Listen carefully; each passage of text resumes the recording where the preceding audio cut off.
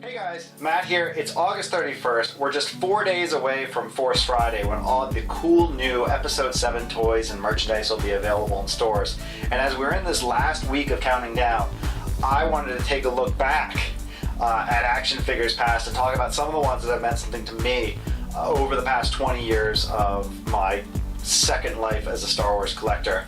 And today I'm going to start with 1997's Garindan Long Snoot.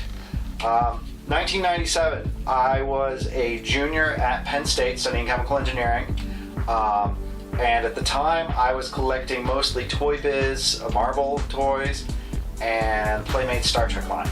Those are the things I was still collecting at that phase in my life. I was aware of the Star Wars reboot, but I wasn't a big fan of the aesthetics of the line, and at that time I kind of didn't feel that I needed more Star Wars figures. I kind of did my Star Wars toys, sold off all my vintage stuff, and I was okay with it. Still am okay with that, but obviously I'm not done with Star Wars yet. But one day I was doing a toy run, which was tough to do in college. It was not easy to get to the toy stores. And I was at the Walmart near the Nittany Mall, and I saw Garindan on the pegs, and this $4.99 figure has really changed the scope of my collection. Little did I think that, nearly 20 years later, I would have bought thousands of Star Wars figures, all because I saw Garindan on the shelves. What was it about Garindan?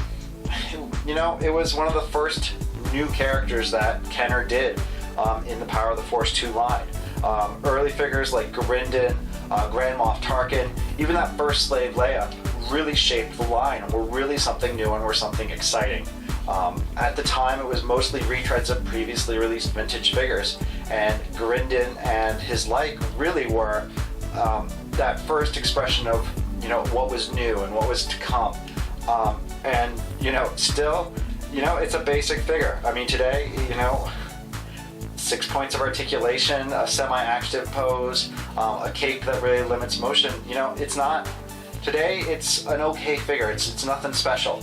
But at the time, it was amazing, and Garindan is one of my favorites. This Garindan, Power of the Force 2 Garindan, remains one of my favorite figures yet, just because he's the one that restarted and got, basically, if it wasn't for him, I probably wouldn't have all of this.